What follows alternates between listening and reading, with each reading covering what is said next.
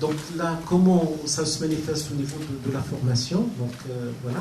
Alors là, il y a deux hypothèses que je vais avancer rapidement avant de revenir au mode d'engagement.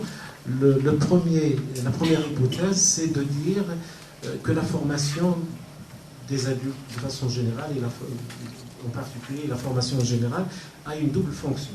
Donc là, je crois que c'est important que vous saisissiez cette double fonction. La première fonction, c'est la formation est un outil qui contribue à la professionnalisation et donc à l'acquisition des compétences. Voilà. Et donc on peut tout à fait trouver les compétences de base. Dans ce sens-là, la formation peut avoir cette fonction d'acquisition donc de compétences et de contribuer à un processus plus large qui dépasse la formation, qui est la professionnalisation. Alors ça, c'est ce qui est reconnu. Et voilà. La deuxième fonction qui a émergé depuis un certain temps, mais on ne va pas revenir sur l'histoire, c'est la fonction identitaire de l'identité, de la formation. La fonction identitaire de la formation. Et c'est vrai que si vous lisez en seconde ligne les plans de formation, les projets de formation, on voit bien que derrière les compétences, il y a le type de femme ou d'homme qu'on a envie d'avoir au sein des organisations. Et donc ça renvoie à la façon d'être dans une situation organisationnelle. Et donc là, on est plutôt dans l'aspect identitaire de la formation. Alors ça, c'est une première hypothèse, et c'est vrai que vous pouvez tout à fait voir ça dans les compétences de base. Donc les compétences de base comme outil de professionnalisation et les compétences de base renvoyant à la construction d'une image de soi, de la personne en question. Alors, deuxième hypothèse importante, et là je vais essayer d'aller vite pour respecter le temps des autres collègues. La deuxième hypothèse, c'est la formation est un lieu de transaction identitaire. Alors, transaction identitaire, dans le sens où, si on prend formation, on a les deux formes, la forme transitive et la forme pronominale. Donc, il y a former et se former. Je crois que c'est important qu'il y ait cette grille de lecture dans la formation, parce que le substantif ne dit pas, donc il y a former et se former. Donc, former quelqu'un à quelque chose renvoie au projet qu'on a sur cette personne-là. Donc, on a l'employeur qui envoie quelqu'un en formation, ou le formateur qui forme. Donc là, il y a un projet de soi pour autrui. Donc là, et se former, c'est le projet de soi pour soi. Donc si je me forme, c'est pas seulement pour acquérir des compétences, mais aussi par rapport à un projet d'identité dans lequel je suis inscrit. Ou bien former quelqu'un, donc c'est l'aider ou lui faire acquérir des compétences, mais en même temps l'emmener vers un projet d'identité qu'on a sur lui. Donc là, alors toute la question qui se pose maintenant, c'est quelle est la cohérence et la relation, le rapport entre les deux projets d'identité. Le projet qu'on a sur soi et le projet qu'autrui a sur nous.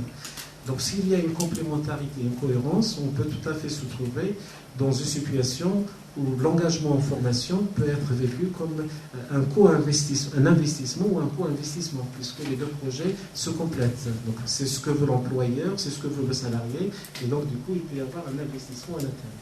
Par contre, s'il y a une incompatibilité, une incohérence entre les deux projets, le projet de soi sur soi et le projet d'autrui sur soi, on va se retrouver dans la résistance, l'hostilité, le désinvestissement par rapport à la formation.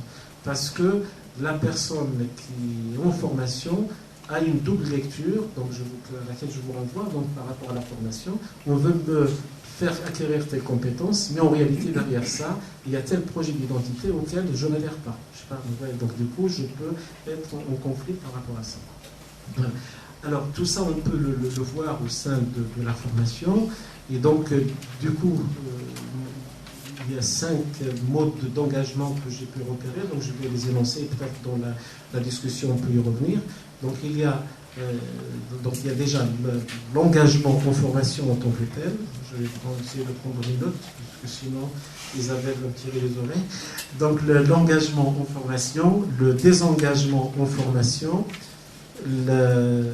l'ambivalence dans la formation, l'indifférence et l'hostilité. Donc ce sont ces 5 modes d'engagement ou de rapport à la formation. Donc l'engagement en formation, donc il est de 2 types. Il y a l'engagement autonome et l'engagement soutenu. Donc l'engagement autonome, c'est à chaque fois qu'il y a une incompatibilité entre le projet de soi pour soi et le projet d'autrui sur soi. Donc du coup, on n'est pas d'accord, et donc du coup, je m'engage, et donc j'assure, même par moment, de façon clandestine. Donc ma formation, je ne le dis pas à mon employeur, parce qu'il n'est pas d'accord avec mon projet d'identité. Et donc, je finance, ou je trouve des moyens pour m'engager moi-même. L'engagement soutenu, ça se trouve au moment où les deux projets concordent. Et donc, du coup, l'employeur soutient l'engagement en formation parce que c'est cohérent par rapport au projet d'identité qu'il a sur le salarié ou sur la personne en question. Et la personne en question s'engage parce que je vois deux personnes froncer du sourcil. Peut-être c'est pas clair, si ça va? C'est clair, là? Ça vous... Ouais. Alors, sinon, je n'aurais pu reprendre, mais je reprendrai dans la discussion. Donc là, c'est le premier point. Le deuxième mode de relation à la formation, c'est le désengagement en formation. Donc le désengagement, c'est je m'engage en formation, mais à l'intérieur, je me rends compte des deux fonctions de l'identité et de la formation, et donc je me désengage. Je sens qu'en formation, contrairement à tout ce qu'on m'a annoncé, eh ben je trouve que le projet des formateurs de l'institution bouscule ma propre identité et donc je me désengage de la formation. Alors il y a différents types de désengagement, l'abandon pur et simple quand on peut le faire, le désengagement affectif, je suis obligé de rester, donc je continue, mais le cœur n'y est pas, et donc je négocie même avec les formateurs et les formatrices pour être absent, pour être dispensé, parce que je ne peux pas partir. Ou le désengagement, collectif ou conflictuel, dans le cas où j'arrive à mobiliser les autres pour justement changer le programme, changer le contenu de la formation et les objectifs de formation. Le troisième point, c'est l'ambivalence, et ça on le trouve beaucoup chez les chômeurs qui entrent en formation, et à chaque fois que la formation les rapproche de l'identité de salarié, ils sont dedans, et à chaque fois qu'ils sont dans un stage pratique, par exemple, on voit que le stage pratique va les aider à acquérir cette identité de salarié, du coup, la formation, il y a un rapport ambivalent, donc ce qui fait que je suis dedans, dehors, en fonction de la contingence des situations et le rapprochement et la proximité avec l'identité de salarié qui est important. Il y a un chômeur qui me disait dans un entretien, je ne peux pas me situer sur deux champs de préoccupation, les études et la recherche d'emploi.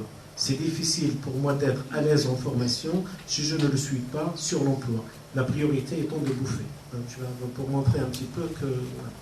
Alors, le rapport d'indifférence, là, c'est des gens qui ne sont pas contre la formation, mais vous aurez beau mettre en place des plans de formation alléchants, une communication autour de ça, ils ne sont pas contre, mais ils sentent que la formation n'est pas pour eux, parce que les compétences que vous leur proposez, ils ont déjà, ou bien la formation n'a pas de place dans leur stratégie identitaire. Donc ils ont d'autres moyens pour y arriver, donc à leur projet d'identité, et la formation ne joue pas un rôle. Alors, le dernier, c'est le rapport d'hostilité à la formation, et là c'est clair, c'est dès le départ, avant même que la formation ne soit organisée, on est contre, parce que derrière cette offre de formation se profile la conversion identitaire recherchée par l'employeur ou par ses représentants, et donc je suis contre cette formation. Un exemple peut-être rapide pour finir là-dessus, c'est des inspecteurs du travail. Comme vous le savez, la mission historique de l'inspection du travail, c'est l'application du droit et la défense des salariés. Depuis 1992, il y a eu apparition d'un nouveau type d'inspecteurs du travail qu'on appelle inspecteurs du travail hors section, qui sont chargés de la promotion des politiques d'emploi, par exemple. Et donc, ici, l'inspection, au sens du contrôle, est complètement marginalisée, et surtout toute la question du partenariat, du montage de projets, d'aide par rapport aux aides publiques, ce qui fait que là, il y a beaucoup d'inspecteurs qui sont hostiles à leur formation, puisqu'ils disent moi j'ai passé la formation, le concours, non pas pour aller distribuer les sous publics, mais pour aller contrôler l'employeur qui n'applique pas le droit.